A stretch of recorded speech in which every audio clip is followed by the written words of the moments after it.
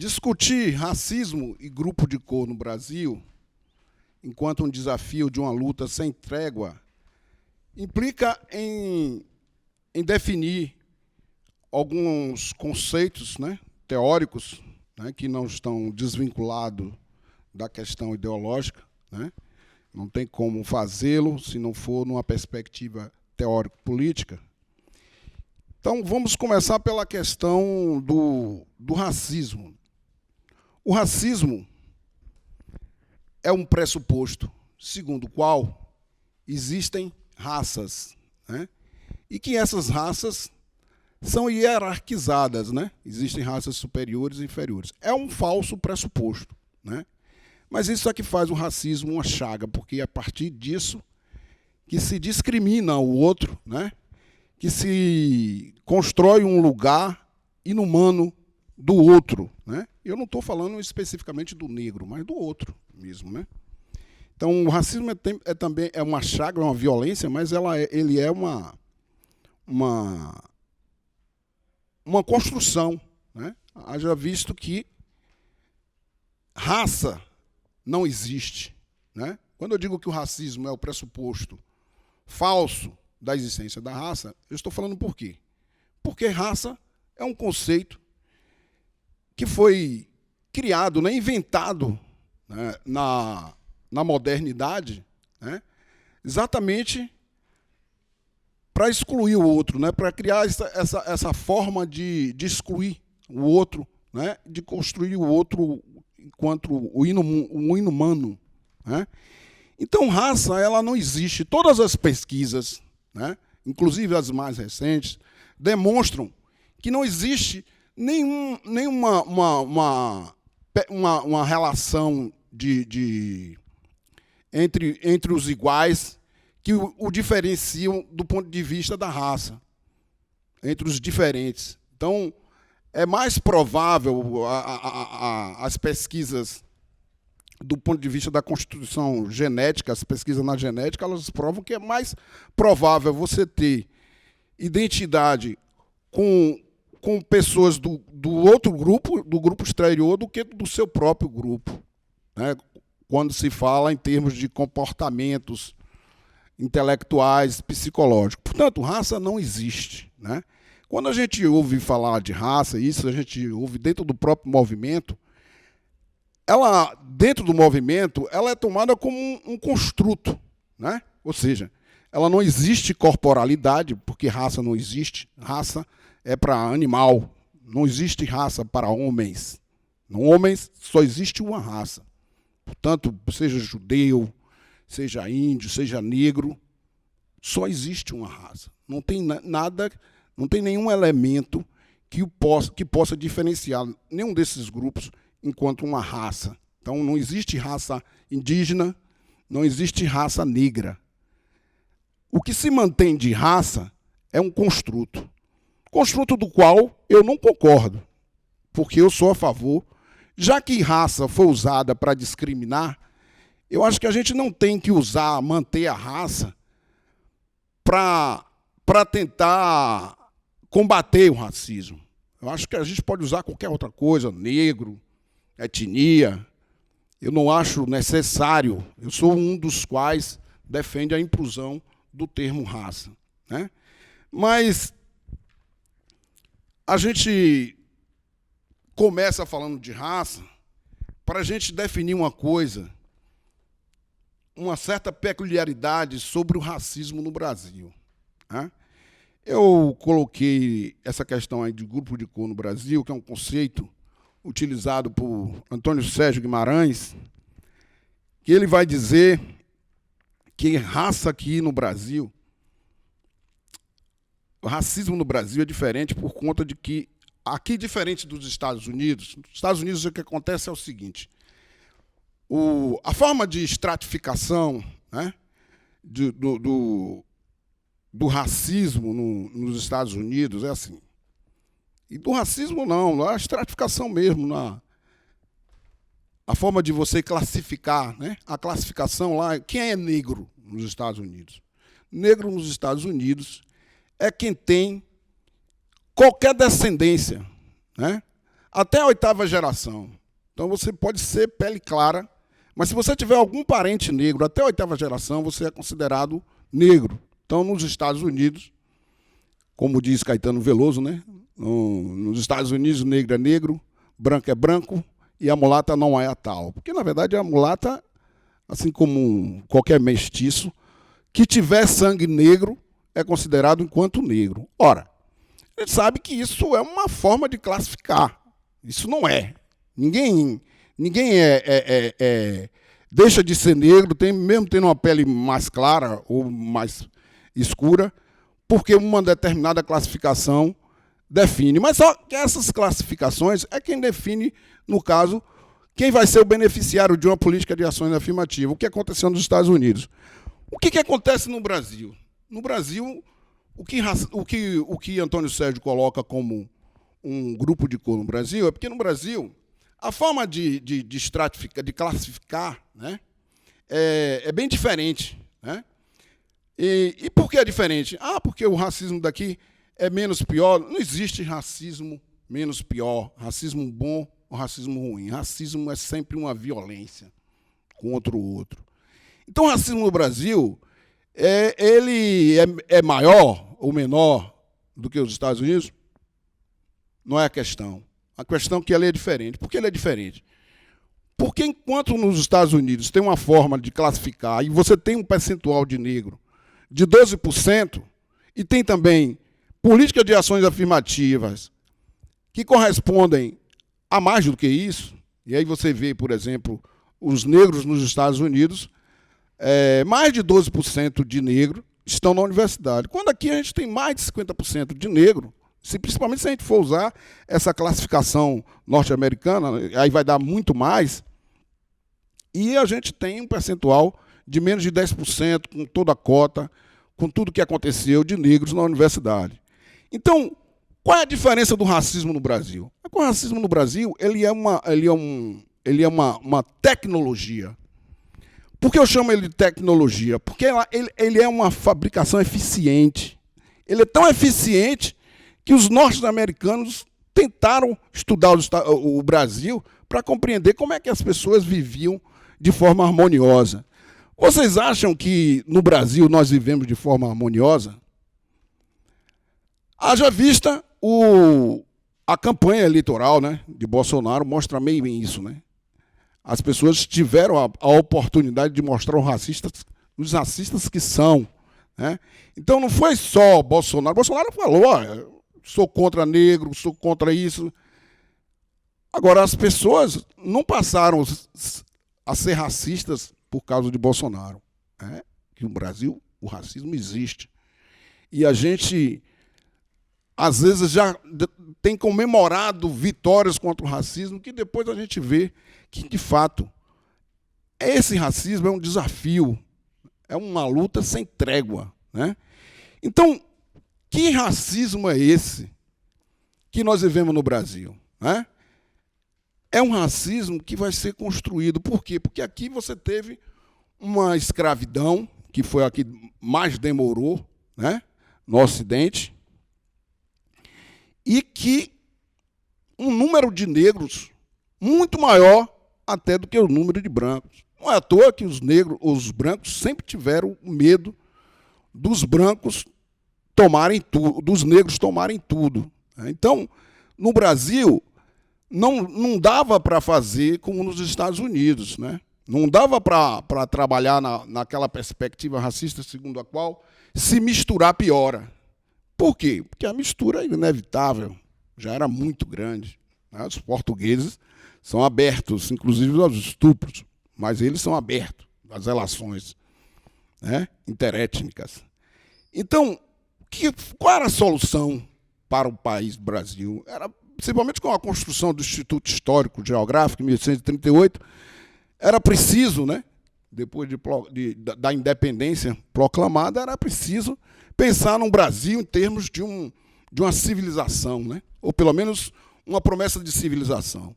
E aí o que é que os intelectuais e a elite, né, e sobretudo a elite pensante, né, que é a elite aristocrática, a mistura de rei com com senhores de açúcar e por aí vai. O que é que os intelectuais, né, e o que é que o Instituto Histórico Geográfico, e a figura de Dom Pedro II, né, um intelectual que trouxe uma série de missões para cá, enfim, o que é que eles viram quanto saída? A saída era pensar que o Brasil seria uma promessa de civilização em função do tipo de mestiçagem. Ora, veja bem, qual era a mestiçagem? A mestiçagem que era considerado e que é considerado pelos indigenistas e um bocado de istas aí como algo que piora, eles reelaboraram, disseram que a mistura aqui seria uma mistura positiva, que ia, inclusive, mostrar um caminho de progresso para o Brasil, por quê?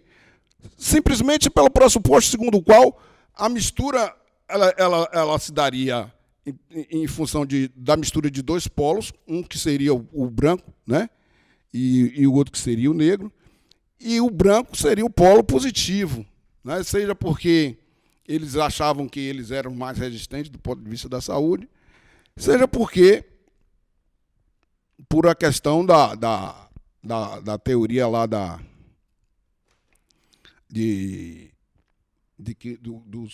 dos melhores iam resistir, né? Então, ele chegou ao ponto de Donald Pilce vir aqui para a Bahia dizer que a Bahia ia se tornar um estado branco, né? Por conta dessa mestiçagem. Ora, é claro que é um equívoco, mas é em cima desse pressuposto que se constrói que a relação do negro com o branco no Brasil ela é harmônica, né? Por conta do grande grau de mestiçagem, né? E então a saída era fugir um pouco desse tipo de classificação norte-americana, porque é a ideia de uma hiperdescendência, né? A ideia de uma descendência maior, quer dizer, a descendência daquele que é dominado, é que predomina na hora da classificação. Aqui no Brasil, não. Aqui no Brasil é um contínuo de cor, no sentido de que aqui não é um racismo de origem, como esse que a gente fala da hipodescendência nos Estados Unidos. Aqui é um racismo de marca, né? De aparência. É, inclusive, uma forma eficiente de discriminar. Quando você não quer contratar um negro, você não quer contratar um negro, mas no anúncio você coloca o critério de aparência, né? O critério de aparência, na hora que aquele que vai selecionar o faz, ele tira exatamente aquele que é negro, né? A aparência negra. Então, o contínuo é exatamente esse, porque quanto mais negro, quanto mais retinto a pele, ele será mais discriminado. Então, por isso a ideia de uma mulata, né, de barrigas limpas, né? Minha mãe fala que quando a mulher pare um filho, que o filho é menos retinto, diz que a barriga é limpa. Enfim, por conta de quê? Porque o nosso racismo não é um racismo de origem, né? É um racismo de marca. Então, é também perceptível pela forma como se classifica os negros aqui, né? A gente tem um estudo do IBGE que mostra que são mais de 100 classificações de pardo, marrom bombom e por aí, né? Tem uns apelidos aí que eu até esqueço, mas são muitos. Quer dizer, é a forma de classificar. Em que pese o número de escravos aqui, o escravo ter sido um grande negócio, que inclusive o Banco do Brasil participou, e tem um número grande de escravos, mas nunca teve uma política que, de fato, o abolisse os negros da sua condição de escravo. E a gente, até hoje, vê o significado da simbologia construída pelo movimento negro na década de 80, de construir o dia 20 de novembro, é exatamente a ideia que pretende retirar o símbolo da liberdade concedida pela princesa Isabel, né? Depois eu vou até falar um pouco desse negócio dessa Princesa Isabel, porque a Princesa Isabel, de alguma forma, ela continua atuando, né? A lei de cotas que foi concedida por Dilma é uma espécie de Isabel de esquerda. Depois eu quero ver se eu consigo falar sobre isso. Bom, mas então, um racismo tão eficiente, só um antirracismo também é eficiente para, de fato, combatê-lo. E aí é preciso falar do movimento negro brasileiro, né? Movimento negro esse que eu conceituo enquanto não só essas organizações, né, que é colocada como de combate ao racismo, mas outras que combatem de uma outra forma, né, como as entidades carnavalescas, mesmo grupos, até de religiosos, eles também fazem parte desse conceito que eu dei de movimento negro, né? Para o movimento negro é um conjunto de práticas, né, que constrói identidade e, ao mesmo tempo, combate o racismo. Daí a gente pode incluir tudo, inclusive o ILIAE, qual eu estudei no mestrado, e o MNU. Então, o movimento negro tem que, evidentemente, ser muito eficiente para combater esse racismo, haja vista a forma de elaboração eficiente que é o racismo no Brasil, né? A primeira coisa era o seguinte, que é uma coisa que existe até hoje, está até na boca de Bolsonaro, que não existe negro, né? Não existe negro no Brasil, né? Aqui é uma construção, e hoje, por isso que muitos movimentos são considerados racistas negros, porque dizem que existe racismo, né? Porque para que cota? Não existe racismo, todos iguais, claro que nós somos todos iguais, as oportunidades é que são diferentes. Então, o racismo no Brasil vai ser combatido desde a escravidão, né? Sempre teve a luta de combate ao racismo. Por isso que a gente cria o referencial da luta Zumbi dos Palmares, porque o Palmares foi uma república de resistência que não tinham só negros, que tinham brancos, índios, todos aqueles que resistiam se colocavam lá. Claro que há um processo ideológico de construção da esquerda, de que existia o socialismo lá em Palmares, não vamos viajar, mas Palmares é um referencial. E é falando de referenciais positivos que a gente começa a avaliar aqui a ação do movimento negro, né?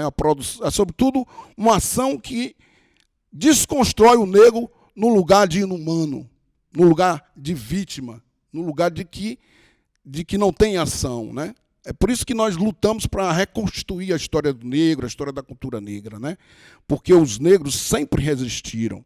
E uma das grandes resistências é aquela que comunista coloca, né? Todo dominador, na verdade, inventa o dominado.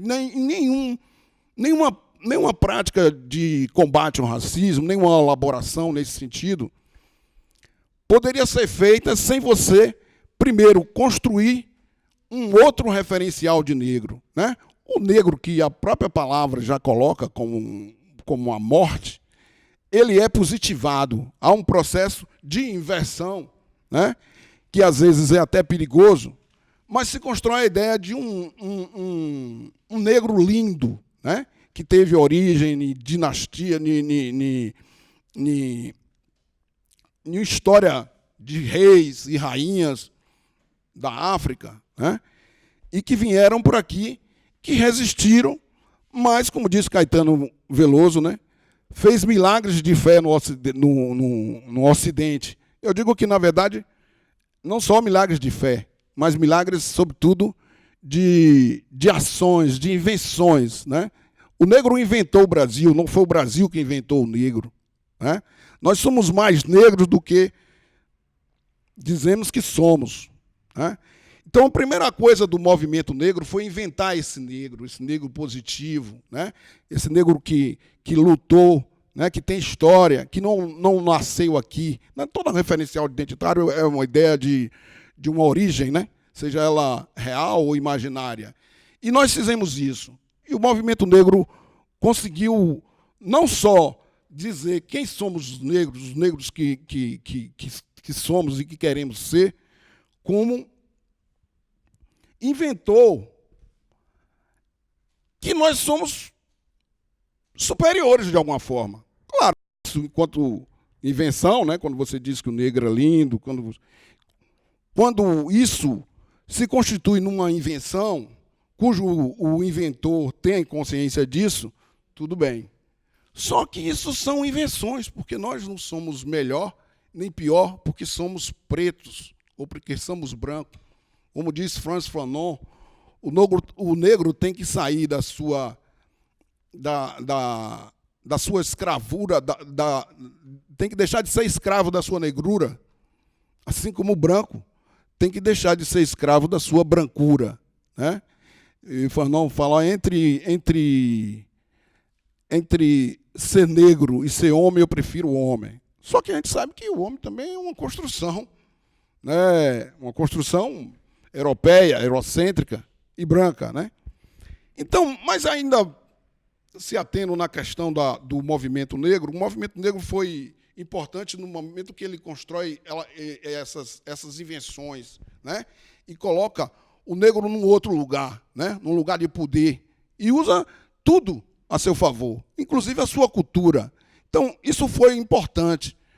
Só que, ao construir uma perspectiva etnológica de invenção, quando você não tem consciência disso, que isso é uma invenção construída por você mesmo, você passa a ser escravo disso, né?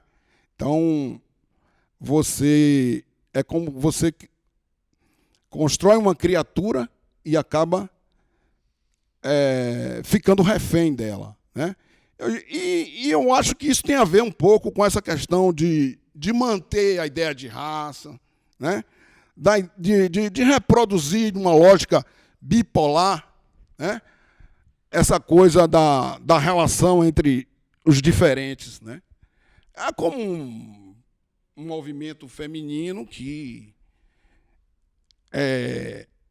tem no homem, sobretudo o hétero, né? uma oposição, né? Ela acaba caindo na lógica do seu dominador, né? Então é preciso, né, que a gente faça crítica. Esse movimento ele constituiu, ele fundou a Frente Negra em 1930, depois a retomada em 80, que vai até a luta contra a ditadura. Então nós sempre sofremos, inventando, sempre enfrentamos, e não é nenhuma novidade, né? Isso não vai ser o fim do mundo para os negros, porque nós estamos acostumados a enfrentar qualquer tipo de ditadura. Enfrentamos a ditadura, e foi nós que sofremos na ditadura, e não foi pouco.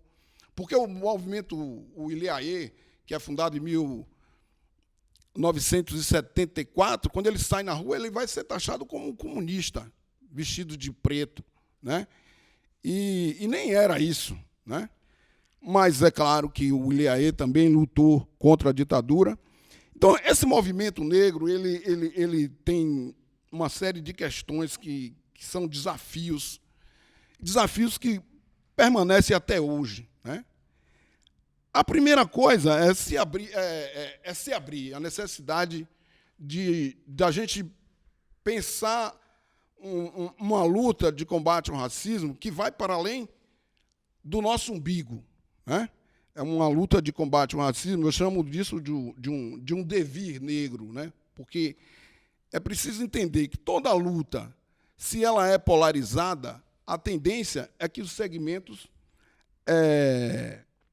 fiquem na essência, né? Se fixem. Ou seja, o que eu quero dizer é a reflexão que eu quero fazer, sobretudo quanto a essa questão, para depois até fazer uma pausa para entrar um pouco na atualidade do movimento negro, é dizer que a gente precisa construir uma luta de combate ao racismo que a gente abra mão da nossa visão segmentar, né, de ser negro, né? Porque essa forma de separar, o eugenismo, e aqui no Brasil, embora tenha surgido na Inglaterra, mas aqui no Brasil, com o Renato Quer, ele vai se superar, né? Nós vamos ter sérias influências, inclusive o Monteiro Lobato era um dos grupos higienistas, né, racista, que defendia que toda mistura degenerava, né? Essa nossa forma de combater o racismo, ela tem que extrapolar essa lógica bipolar, segmentar.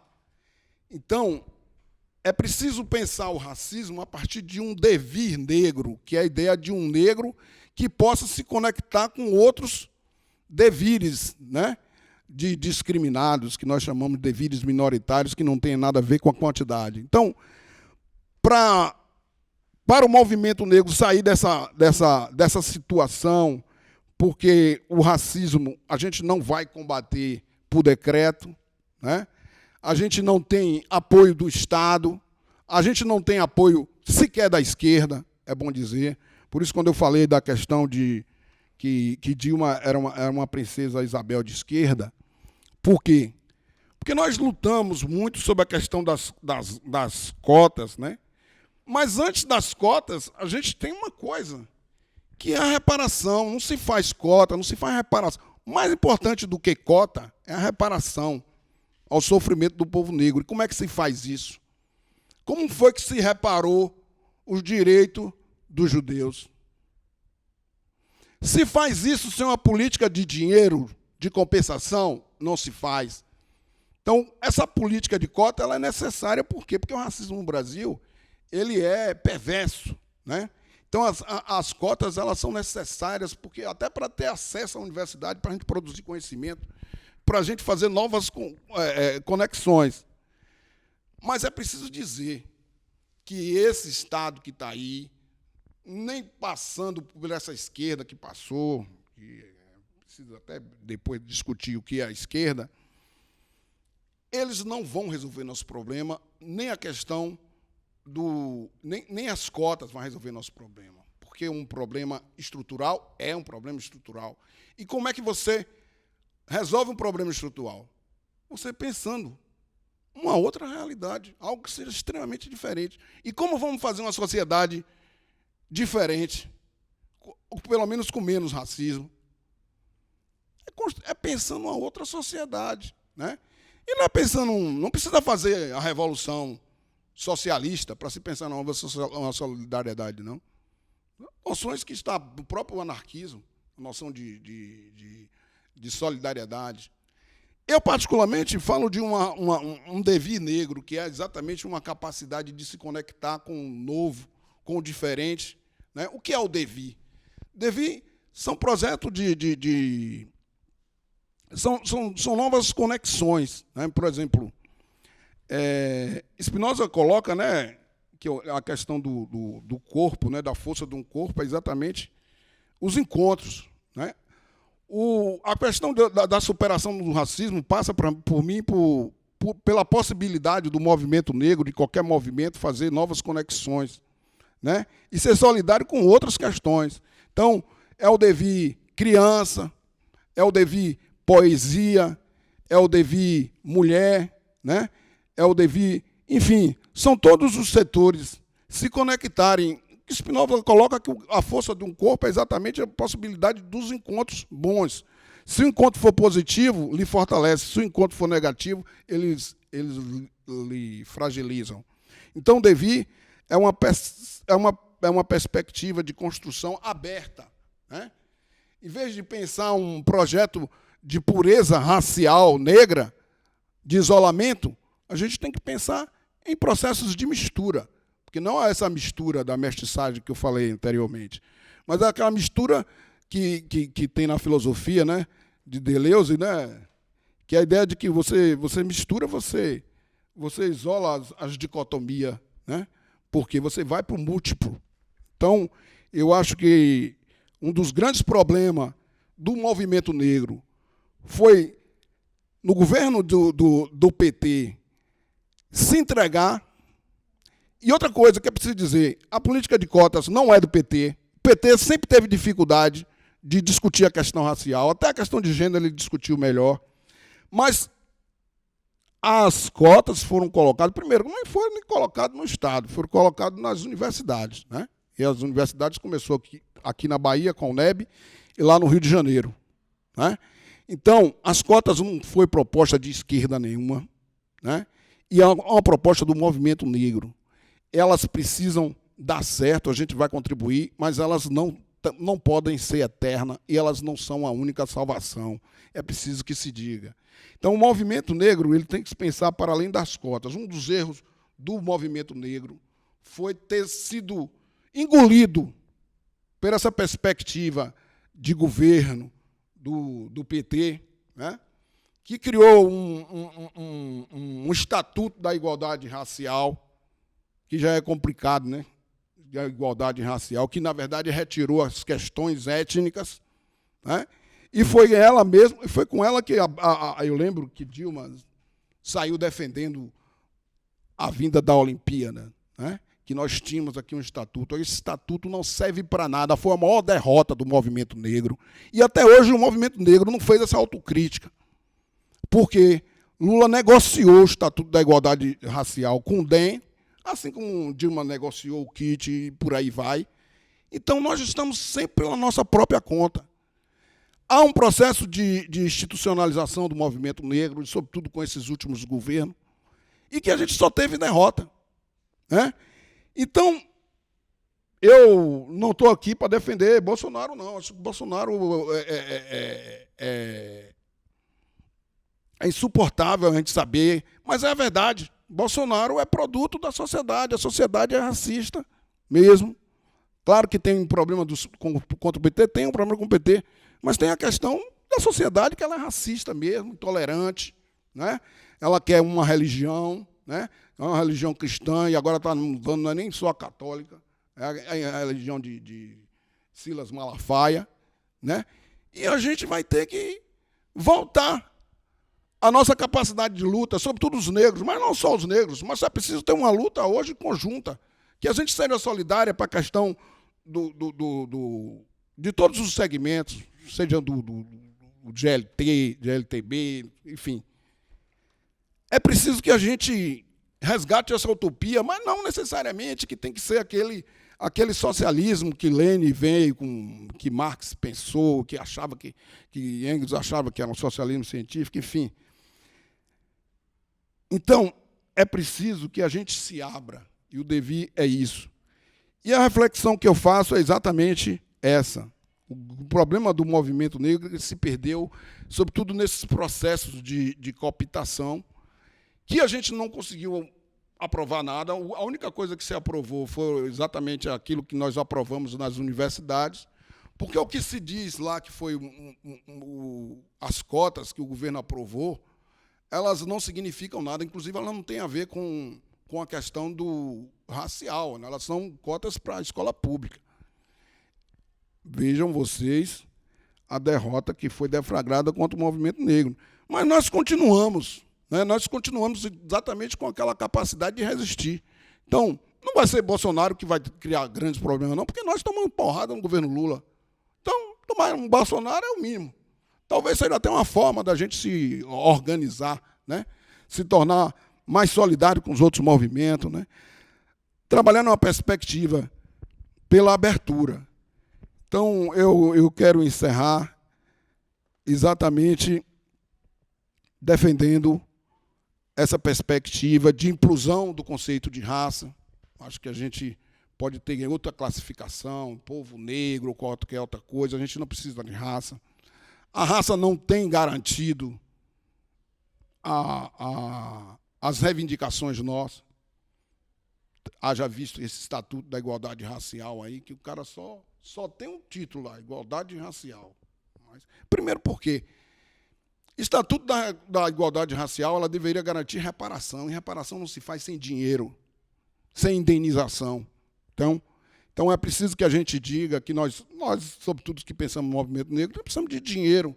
Não adianta dar o Ministério da Cultura, bota lá a Fundação Palmares, né, aquele gabinete lá de ministério lá, que Matilde, que Luísa, pessoas maravilhosas, sobretudo Luísa, mas que é uma forma de pensar o movimento negro que está, de certa forma, derrotada, que é a ideia de um ministério. Não existe política de um ministério só, o Ministério do Negro. Isso aí é gueto. Se tiver uma política de combate ao racismo, tem que ter em todos os coisas. Agora mesmo o governo Bolsonaro está fazendo um Ministério da Família, não sei se isso vai dar certo mesmo. Não sei se ele vai ter a pachorra de levar isso à frente. Mas para você ver, o racismo que existe no Brasil é violento. Ele não só discrimina, como mata. Os números mostram aí de extermínio dos negros. Nós somos os escolhidos para ser mortos. Por isso que temos um movimento do qual eu faço parte.